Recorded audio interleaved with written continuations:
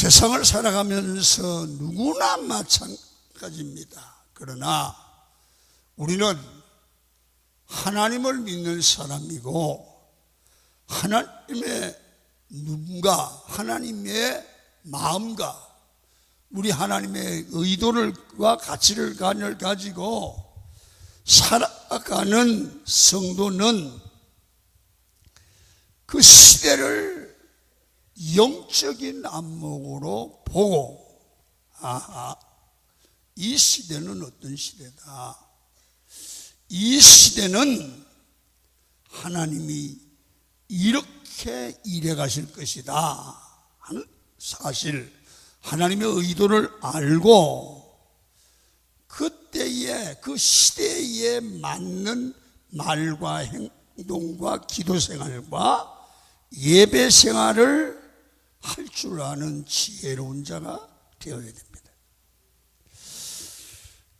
그것이 바른 신앙생활이고 그것이 주님이 원하는 생활이고 성령 하나님의 인도를 따라가는 성도의 자세가 되는 것입니다. 여러분, 우리가 신앙생활을 하면서 잘 보면 세상 일도 그렇지만 한 가지 일이 생기면 그 일을 잘 마무리를 하든지 못하든지 간에 그 일 때문에 또 다른 사건이 발생하죠. 그 발생을 하면 그것이 또 처리를 어떻게 하냐에 따라 좋게든 나쁘게든 다른 사건과 연결이 되어지는 거예요. 그래서 오늘도 마가복음 6장에도 보면 예수님이 고향에서 복음을 전하다가 그것이 인정을 받지 못하고 쫓겨나죠. 쫓겨나서 고향을 떠나서 열심히 복음을 전하다가 기적이 일어나고요. 그리고 오병이어 사건이 나타나고 그리고 많은 열매가 지금 확장되어가는 모습이 마가복음 6장에 나타나는 거예요. 여러분, 이런 일들은 우리 교회 안에나 가정에도 있어요. 조그만 말다툼이 부부에게 혹은 가정에 혹은 이웃에게 혹은 형제에까지 영향을 미치기도 해요. 여러분, 교회 안에서 조그만 말다툼이 기간으로 전체적으로 당해로요 영향력을 미치는 거예요. 어떤 교회예요? 부목사님하고 경비를 보는 그런 분하고 나이가 같아요. 아이가 5살짜리가 있었어요. 똑같이 친구예요. 그런데 부목사님 아들이 경비 보는 아저씨 아들보다 엄마가 더 사랑했던 모양이야. 항상 싸워. 부목사하고 경비하고는 안 싸우는데 항상 애들은 싸워. 그런데 어느 날 부목사님 사모님이 아이스크림을 하나 자기 아들에게 사줬어. 사줬는데 경비 보는 아저씨 아들이 거기 그렇게 먹고 싶은 거야. 야, 한 입만 줘라. 싫어? 엄마한테 사달래라. 그러면서 지만 쏙 빨아먹으니까 경비 아들이 이거를 이렇게 뭉들렸어. 그러니까 부목사님 아들이 더 신나. 그러면 아이고 맛있다 그랬어. 그러니까 경비 아저씨 아들이 나 좀 달라고 막 이제 싸움이 붙으니까 얘가 한번 부목사님은 반 부목사면 되니까 한 번만 주면 좋을 텐데 땅바닥 내배가 졌어요. 안 주고. 그러니까 경비 아저씨가 가서 주워서 이러고 먹었어. 그걸 경비 아저씨가 아들 엄마가 봤어. 그러면서 볼짜기를 때리며 야 이 새끼야 거지냐 니가? 너도 경비냐 이 새끼야? 그래 막 때리더니 열받으니까 세상에 부목사들이 한 사가요 애들 싸울 거 있어 두 개 사가요 하나 나눴으면 어때서 막 그러고 싸웠어. 이 싸움이 돼가지고요 교회가 폐가 갈리고 갈라졌다는 거야. 아이스크림 때문에. 이게 뭐냐 하면 작은 일들이 점점 크게 번지는데 교회는 나쁘게도 번질 수 있고 좋게도 번질 수 있어요. 이걸 우리가 흔히 말하는 나비 효과라고 그래요. 이건 긍정적인 면도 있고 부정적인 면도 있어요. 이 나비 효과라고 우리가 흔히 말 듣는데 이런 뜻이에요. 사소한 변화가 작은 결과를 놓고 나중에 이것이 큰 영향을 미친다는 거죠.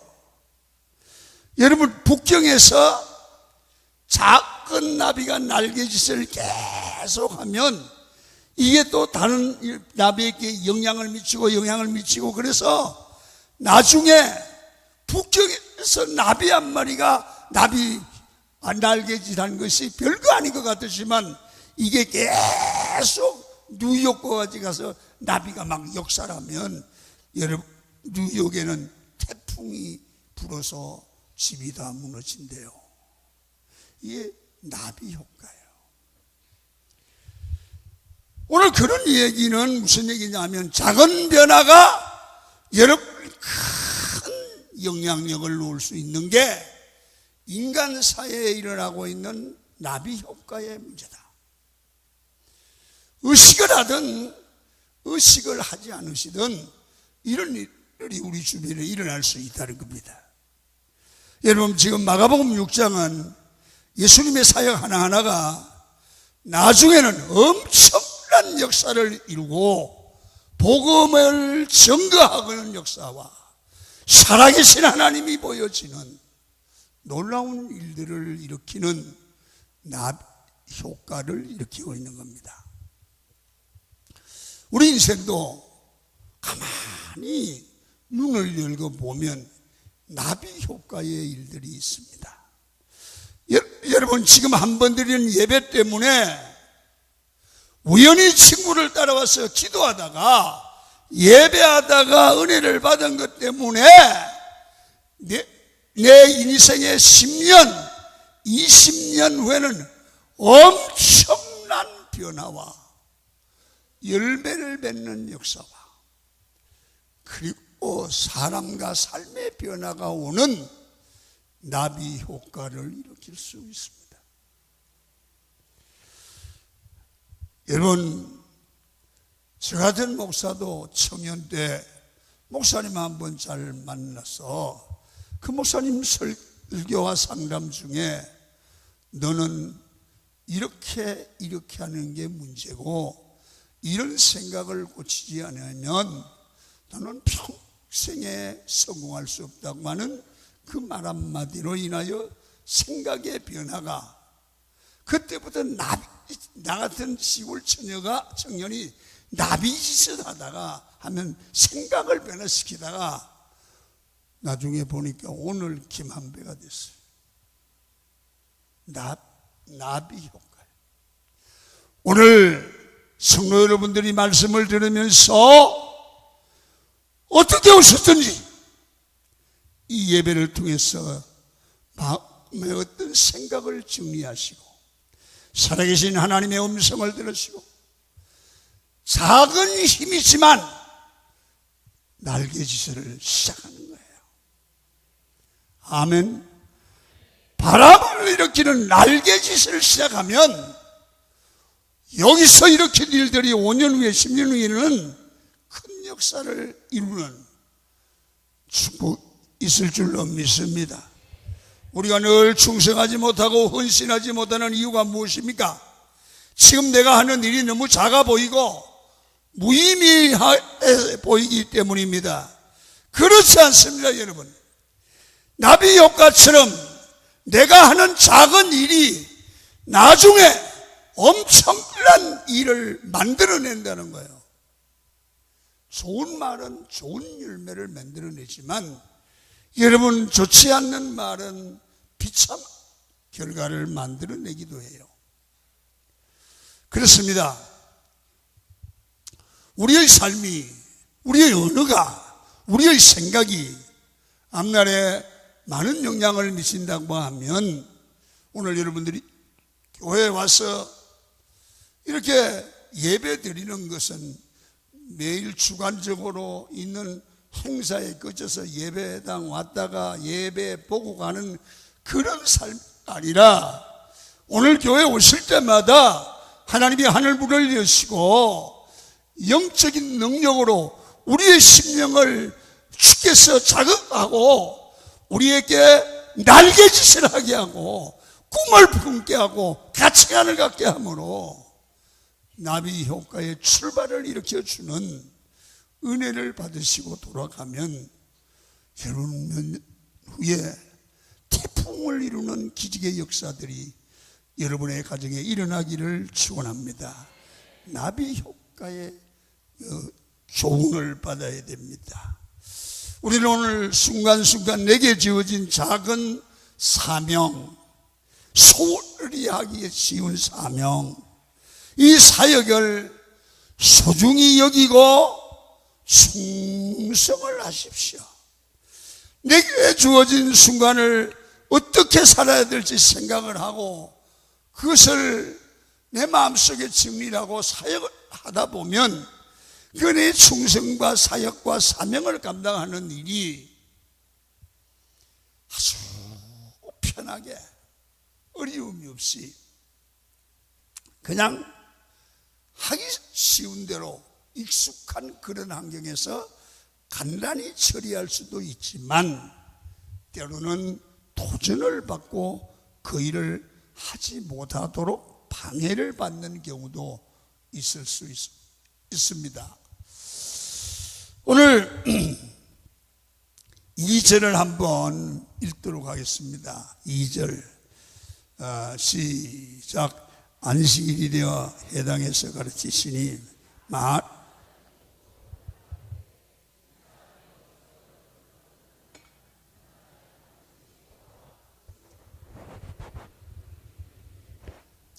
이 말은 첫 번째입니다.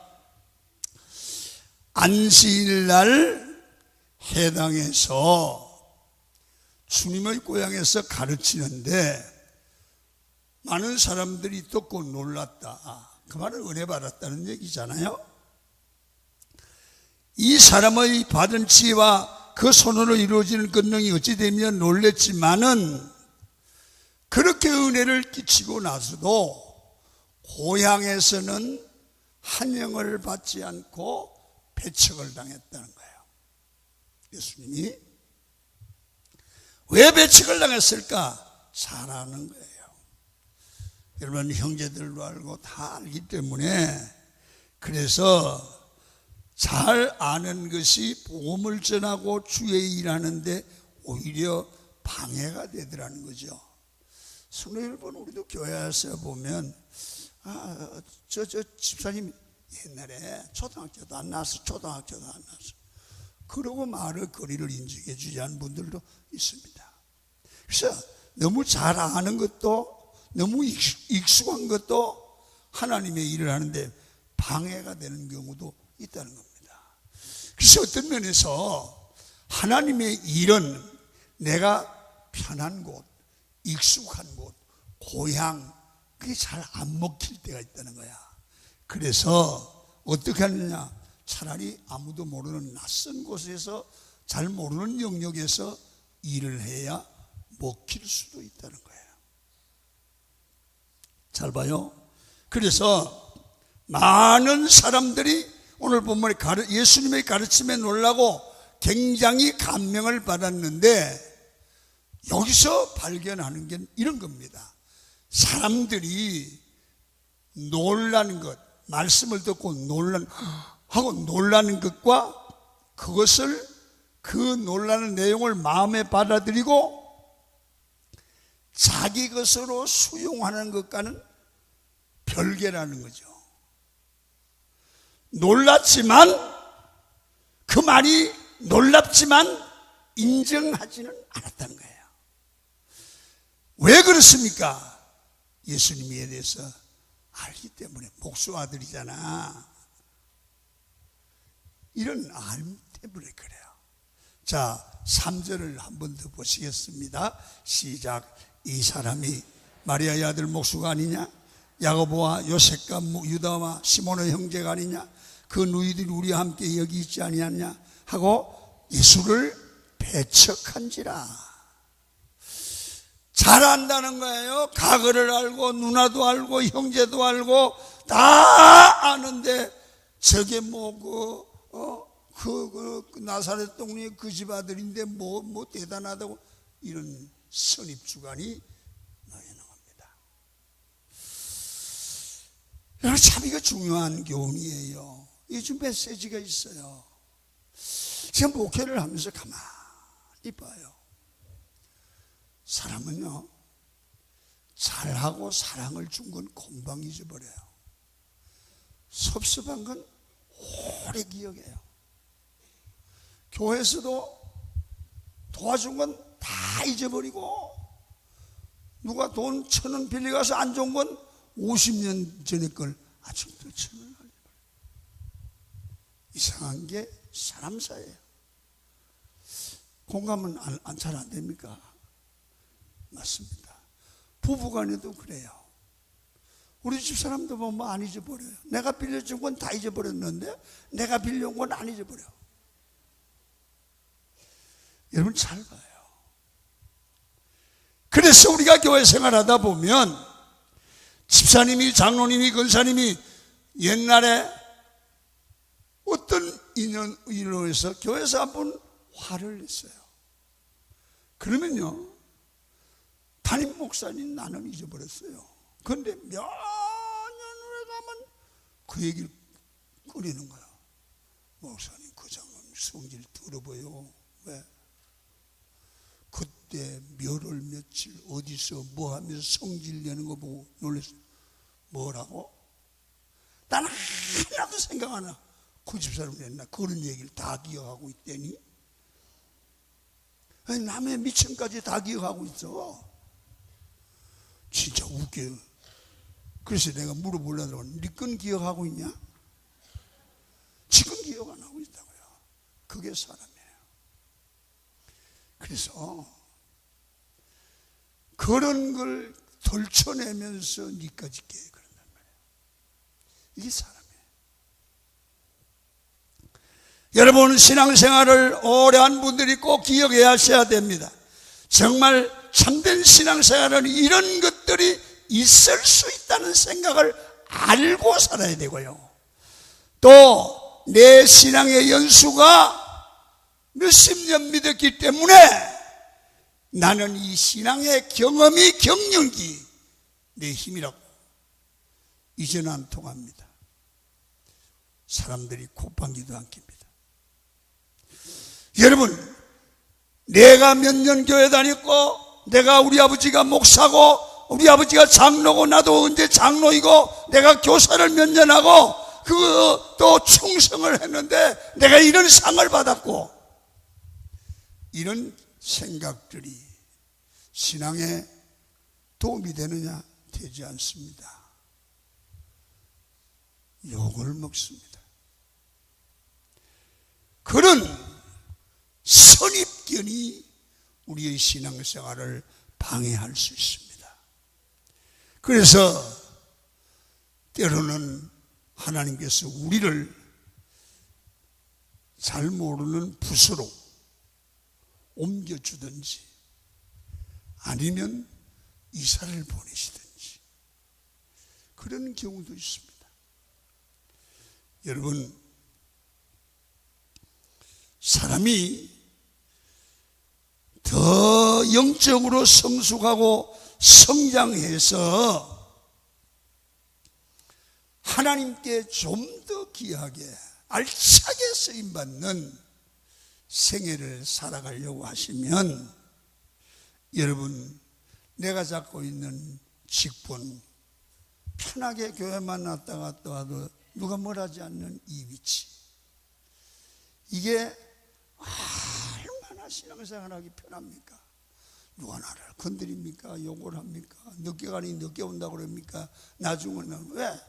내가 뭐 교회 장로고 권사인데 누가 나보고 야단치겠어요? 집에 마누라가 그래도 소리 한번 지르면 되는데. 이렇게 신앙생활하는 예수님의 고향과 같은 안주하는 신앙 좋지 않습니다. 그러다가 갑자기 하나님 나라 가면 큰일 납니다. 저는 어제 중대부속병원에 응급실에 갔는데요, 아침에 밤일하고 아침에 나와서 부인이 저녁에 퇴근하고 가니까 화장실에서 뇌에 피가 터져서 죽었어요. 죽질 않고 의식을 잃었어요. 중대병원에 지금 응급실에 중환자실에 있는데 의식이 없어요. 그걸 잘 나왔냐 하니까 바빠서 가끔 나왔대. 신앙생활 좀 좋아지면 잘하려고 그랬대. 그 얘기 보면서요, 마음이 아팠어요. 누군가가 혹시나 만약에 살겠지, 만약에 그분이 그걸로 인생을 끝나면 어떻게 되겠어요? 만약에 못 살고 거기서 끝나면 그 사람의 인생은, 그 사람의 영혼은 어떻게 되는 거냐고요. 여러분, 제가 오늘 이 설교를 하기 전에 뭐라고 그러냐면, 여러분은 하나님의 말씀을 들을 때 그 말씀이 내 말로 들려야 합니다. 할렐루야. 내 말로 들려야 됩니다. 이게 그 말이에요. 그래서요, 여러분, 내가 집사니까, 내가 목사니까, 권사니까 하나님이 책임지시겠지, 그런 생각보다 여러분 잘 기억하셔야 됩니다. 나는 알아요. 성령님도 알고 나는 아는데, 내가 이 믿음 가지고 주님 앞에 가면 주님께 칭찬받는 신앙이고 상받는 신앙일까, 아니면 준비를 좀 더 해야 될 대상일까를 생각을 해주세요. 목사이 때문이 아니라 내 영혼과 내 영혼의 때를 위해서 그럽니다. 그래서 오늘 예수님께서도 고향에 머물지 않으시고 낯선 곳으로 가십니다. 한 사람은 안정적이고 안주하는 것을 좋아할 수 있지만, 안주할수록 우리의 영혼과 우리의 마음 상태를 썩어지게 만들고, 타락하게 만들고, 안이하게 만들고, 교만하게 만들어 우리 영혼을 망할 수밖에 없게 합니다. 그래서 새로운 곳, 능력이 있는 곳, 은혜의 자리로 나가서 여러분 자신을 위해서 은혜를 회복되기를 축원합니다. 그래서 늘 은혜의 장소, 능력의 장소 어딜까를 찾는 것 지혜롭습니다. 오늘 오전에 보니까 이런 말씀이 있습니다. 시작. 그래서 거기서는 아무 권능도 행할 수 없어. 옛 장소, 옛 사고와 옛 습관을 가지고 행하려고 하니까 안 되더라, 이거야. 안 되더라는 거예요. 우리도 현재 위치, 직분에 안주하는 것이 바른 신앙생활이 아닙니다. 주님이 부르시면 새로운 신앙 삶을 위해 뭔가가 우리 환경과 생각을 바꿀 수 있어야 합니다. 오늘 예수님이 우리에게 주는 메시지가 무엇입니까? 지금 잘 안 되는데도 계속 거기에 집착해 있는 사람이 있는데, 그런 사람은 거기 있으면 반드시 후회할 날이 온다는 거야. 뭔가가 잘 안 되는 거예요. 기도가 잘 안 되는 거예요. 사업이 잘 안 되는 거예요. 마음에 기쁨이 없는 거예요. 자꾸 문제가 생기는 거예요. 그러면 거기에 주님의 메시지가 있어요.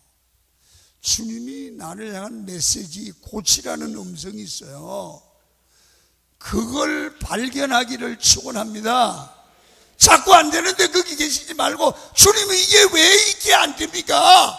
그러면 메시지가 있어요. 그러면 그걸 찾아요. 그리고 나를 바꿔요. 그래야 돼요. 하나님이 우리 삶을 인도하실 때 잘 될 때는 일단 순종하고 충성하면 됩니다.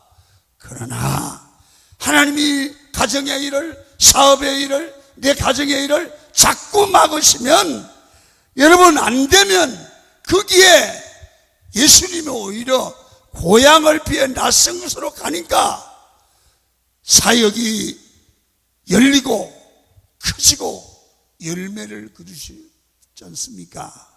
우리 인생에도 살고 안 되는 거예요. 막히는 거예요. 기도가 안 되는 거예요. 애들의 문제가 생기는 거예요. 그때는 그곳에서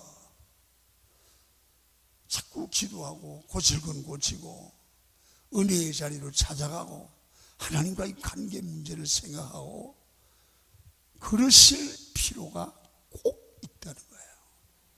아멘입니까? 여러분, 바울의 사역을 방해하려고 하면 많은 사람들이 감옥에 집어넣는 겁니다. 거기서 전도하고 복음을 전하니까 바깥에 있는 것보다 밥 먹여주지 전도가 더 잘 되는 거예요. 여러분, 바울이 감옥에 들어가니까 바울 서신을 쓸 수 있는 시간과 계기가 마련되었고, 인류 역사에 수십억이 바울 서신을 통하여 하나님을 만나잖아요. 우리가 생각하는 것과 하나님의 생각하는 것이 달라요. 그래서 한 곳에만 집착하거나 내 생각에만 머물러 있지 마시고, 하나님이 인도하시는 대로 주의 음성을 들을 수 있는 귀가 열리고 거기에 순종하기를 축원합니다. 여러분이 익숙한 곳, 안주하는 곳, 그것이 편하지만 영적으로는 문제가 있다. 그럴 때는요, 신앙의 스타일을 바꾸시기를 바랍니다. 기도의 시간을 바꾸시기를 바랍니다. 예배의 자리를 찾으세요. 기도의 자리, 내가 신앙이 성숙할 수 있는 환경을 찾으세요. 그리고 내 믿음을 바꾸세요. 지금 여러분의 삶에 핍박이 있고 어려움이 있으십니까? 이제 내가 지금 편안한 자리를 떠나세요. 내 아집과 고집이 깨지고 하나님께 붙들리는 복된 시간, 어려운 시간을 경험하시기를 축원합니다. 그 다음에 생명이 주는 매력은 막을 수 없다는 사실을 우리는 아셔야 됩니다. 여러분, 사람을 많이 모으려고 하지 말고 생명의 매력을 기르려면 사람이 많이 모인다는 것을 본문이 가르칩니다. 예수님께서 제자를 파송하자 두 가지 결과가 나타납니다. 첫째는 헤롯이라는 왕이 굉장히 두려워합니다. 오늘 많은 사람들이 예수께로 몰려들기 시작했습니다. 자, 14절을 읽겠습니다. 시작.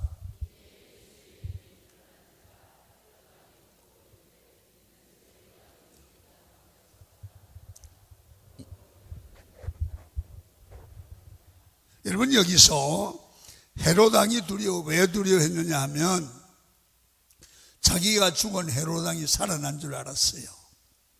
그 겁이 나잖아요.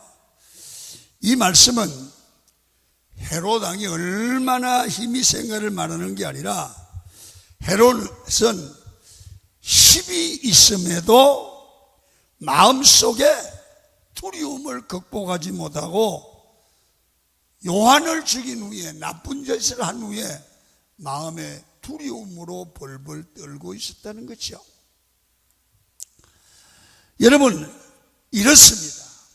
사람이 살아보면 생명이 아닌, 진리가 아닌 그런 가짜의 행동을 하면 마음에 두려움이 오는데요, 이 두려움을 없애려고 해도 없어지지 않아요. 살인자 잊어버리지 않아요. 약을 먹어도 안 잊어버려요. 술을 먹어도 안 잊어버리죠. 우리가 하나님의 일을 하고 주의 뜻대로 못 살아서 말은 하지 않지만 마음에 두려움이 있어요. 없어지지 않아요. 예수 믿는 사람은, 성령의 사람은 마음에 두려움이 말씀대로 하는 사람은 있어요. 표현만 안 할 뿐이에요. 엉거리 두려워요. 그러다가 길을 가다가 돌뿌리를 탁 차서 발가락이 벌렁적이지만 그거 봐, 그 마음이 들어갑니까 안 들어갑니까? 안 들어가십니까? 들어갑니다. 두려움입니다. 여러분, 믿음이 진짜인지 가짜인지 알 수 있는 방법이 무엇입니까? 내 안에 두려움이 늘 사라지지 않는다면 믿음이 가짜일 가능성이 많아요. 여러분, 진짜 생명이 있는 믿음은 모든 두려움을 이겨낼 줄로 믿습니다.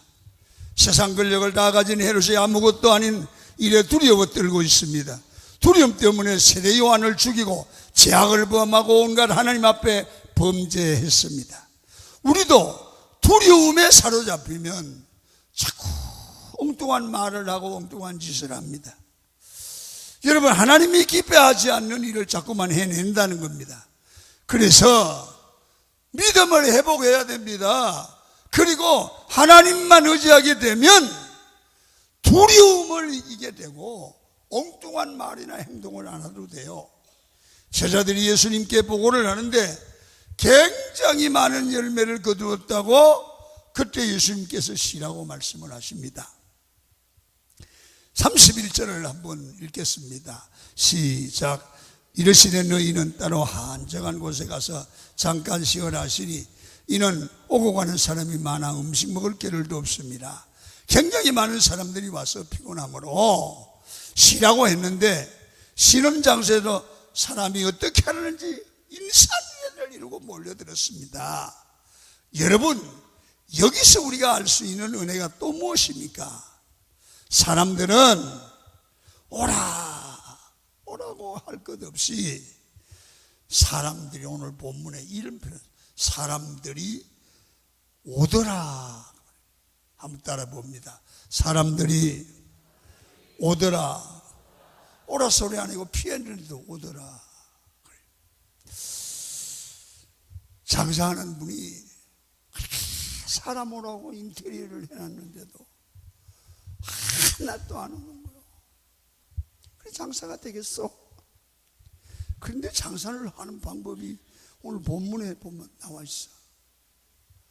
사람 따라합니다. 사람들이 가게를 열자마자 오더라. 음식점의 생명이 뭐요? 맛이요. 오더라. 사람이 오더라. 가더라. 가게는 안 돼.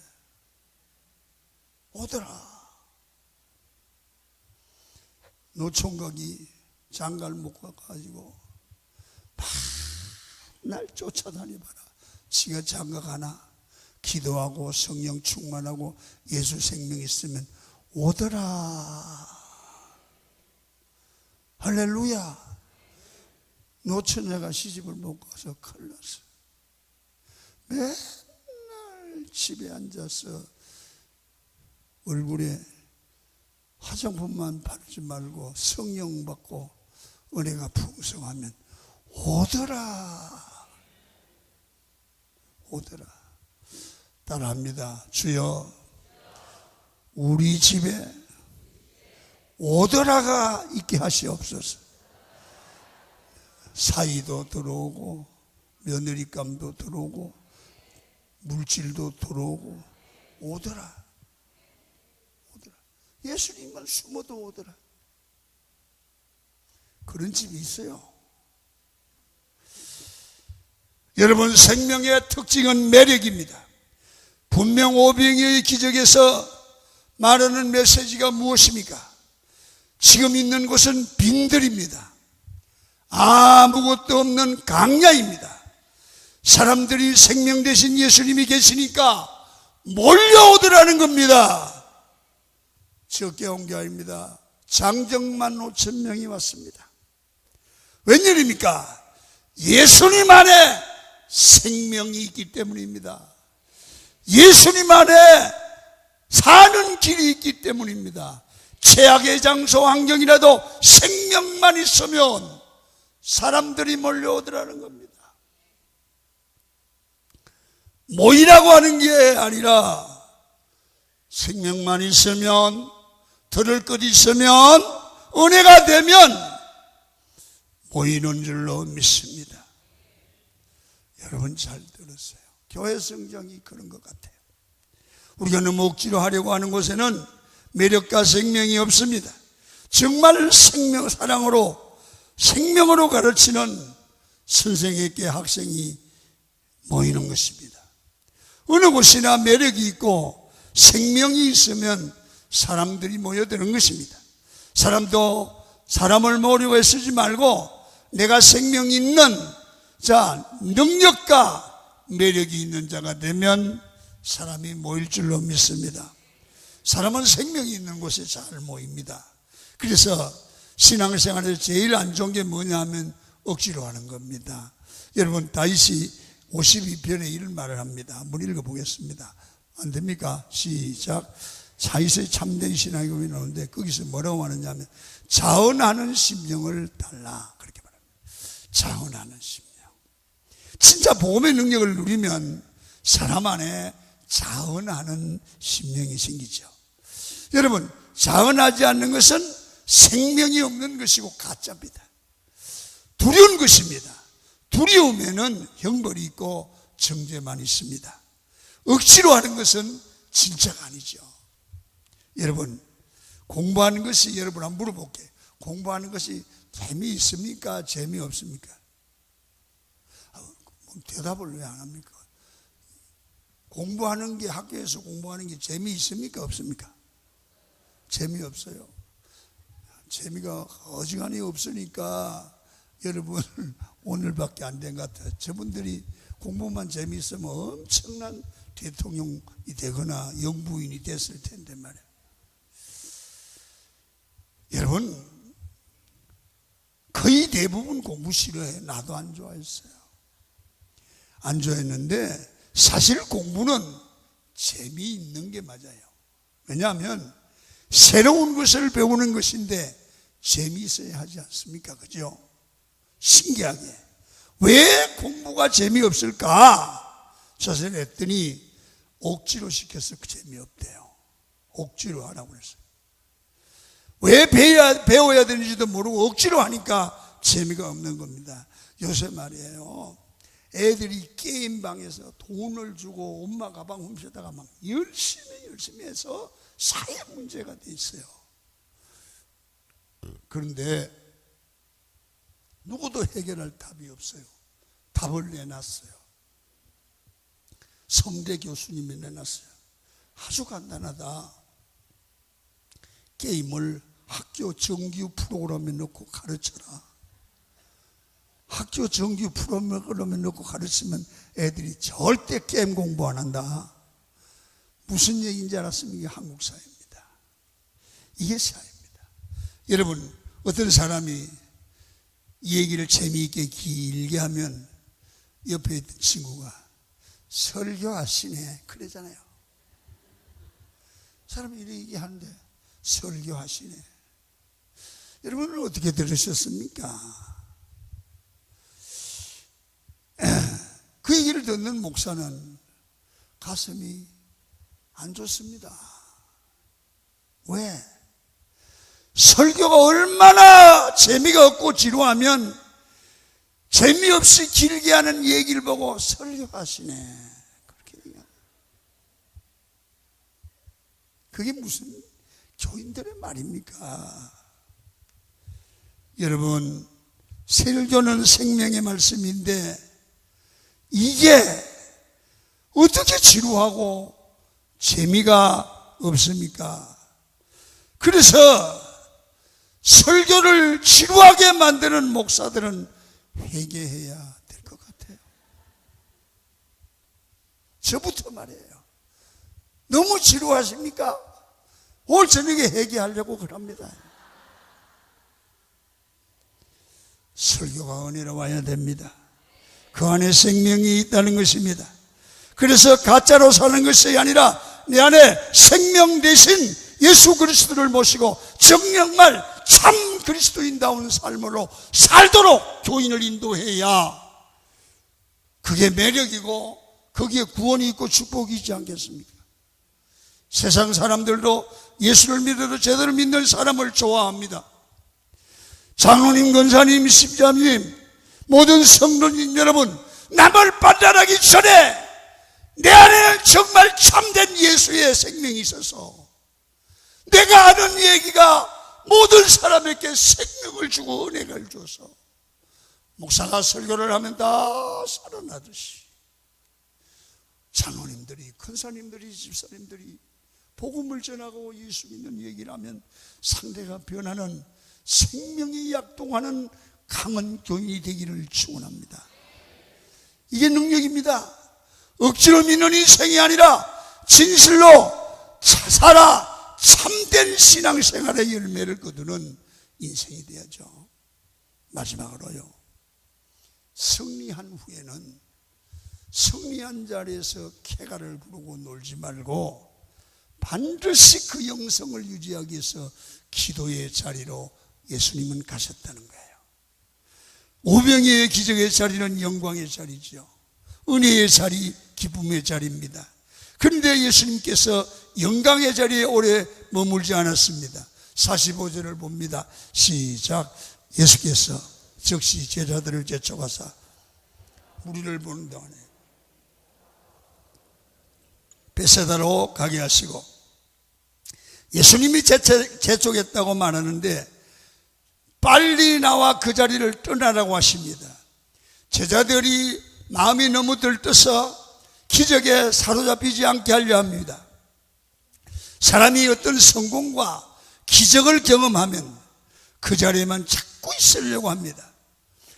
그런데 거기서 안주하지 말고 교만하지 말고 빨리 그 자리를 떠나서 다시 기도의 자리로 가서 은혜를 회복하고 그 영성과 그 능력을 잃지 말라는 거예요. 생명을 누리는 사람의 특징이 뭐냐 하면 그 사람은 진짜 믿음으로 사는데 그 일을 하고 소리 없이 숨어버리고 사라져버리는 사람입니다. 예수님이 부활하신 후에 40일 동안 이 땅에 계셨습니다. 하나님 나라의 말씀을 전가하신 후에 예수님이 뭘 하셨습니까? 성천하시고 사라지셨습니다. 생명이기 때문입니다. 여러분, 교회에서도 정말 장로님 중에, 권사님 중에, 집사님 중에 여러분 많은 돈을 들여서 헌신을 하고 물질을 드리고 몸으로 봉사하시고 보이지 않는 곳에 섬기시고 자기 할 일을 다 한 후에 목사님 더 이야기하지 마시고 가만히 두세요. 기도원에 화장실 지었어요. 그 화장실을 지었다고 너무 감사해서 패를 만들어서 거기다가 붙이려고 그랬어요. 목사님 하지 마세요. 하나님이 아시면 돼요. 사라지세요. 얼마나 은혜가 됩니까? 내가 했다는 말을 하며 자신을 드러내지 않습니다. 생명이 있는 믿음이기 때문입니다. 생명은 그 일을 하고 숨어버리거나 사라집니다. 자랑하지 않습니다. 여러분, 부모와 자식 간의 관계도 그렇지 않습니까? 부모들이 다 자식에게 돈을 대주고, 투정도 받아주고 이해도 해주고, 그런 자식들을 키우고 다 크고 난 후에 부모님들이 이 결혼을 하고 이제 살만하니까 불러가지고, 큰아들아, 내가 너한테 얼마나 들어갔는지 2억 들어갔고, 둘째야 3억 들어갔고, 너한테는 2억 들어갔고, 이자하고 계산해서 내놓는데 사부이자씩 내놔라. 그런 부모가 있겠어요? 없어요. 진짜 부모는 희생하고 사라지는 게 부모예요. 아멘입니까? 진짜 부모는 주고 사라지는 거예요. 잊어버려요, 자식 거는. 그러면서 자식이 잘 사는 거 보고 허무해하는 거예요. 기중하게 키운 딸을 시집 보내면서도 뒤에서 지켜보고 잘 사는 모습을 보고 좋아하는 거예요. 그 자식 딸을 보고 덕을 보려고 하는 부모는 어려운 부모예요. 귀하게 키운 아들을 만나서 떠나갈 때 사랑하고 사라지는 게 부모예요. 그런데 요새는 마마보이다 무슨 보이다 그럽니다. 여러분, 부모는 자식에게 주고요, 자식은 부모에게 감사하고 예절상 말을 하는 게 맞아요. 아멘입니까? 말을 하는 게 맞아요. 여러분 잘 들어요. 부모와 자식은 생명적 관계입니다. 그래서 여러분 점검해 보십시오. 내가 어떤 부분에 있었어도 내가 사라져도 행복하면 그게 행복입니다. 생명입니다. 내가 사라져도 아쉽고 억울하고 내가 한 게 많은데 억울하다, 자식이 알아주지 않는다, 섭섭하다, 교회가 그렇게 한다, 생명 아닙니다. 생명은 충성하고 왼손이 한 것 오른손이 모르게 하는 게 생명입니다. 그래서 기적의 자리에서도, 영광의 자리에서도, 만족하는 자리에도, 너무 기쁨의 자리에도 예수님께서 뭐라고 하셨습니까? 빨리 그 기적의 자리를 떠나서 기도하면서 너의 영성을 유지하라. 그러면서 46절 이렇게 말합니다. 무리를 작별하신 후에 기도하러 산으로 간다. 사람들의 한호보다 더 중요한 게 뭐냐? 여러분, 하나님을 만나는 그 생명의 시간에 더 많은 시간을 하나님과 보내는 깊은 신앙인의 자세입니다. 예수님은 한 여간 그 산으로 가셔서 하나님을 만나는 자리, 기도의 자리를 가지셨습니다. 여러분, 우리도 반드시 모든 것의 마지막은 기도로 마무리하기를 축원합니다. 결국 이렇게 기도하실 때 어떤 결과가 일어납니까? 기적의 열매가 엄청났다는 거예요. 성경을 읽고 마치겠습니다. 55절과 56절입니다. 시작. 그 온 지방으로 달려 돌아가 들은 대로 병든 자를 침상처럼 메워놓으니 아무데나 예수께서 들어가시나 시방이나 마을에서 병자를 시장에 두고 예수께서 그의 옷가에도 손을 대기를 구하니 손을 대는 자는 다 남. 여러분, 주님이 가는 곳마다 열매가 엄청났다는 겁니다. 왜 그렇습니까? 기적을 행하고 또 기도하고 능력을 무장했습니다. 그래서 늘 승리 생활을 할 수 있는 비결은 무슨 일을 하든지 기도로 시작하고 기도로 마무리해서 능력을 유지하고 관리하는 여러분이 되기를 바랍니다. 기도하시겠습니다. 하나님의 은혜를 감사합니다.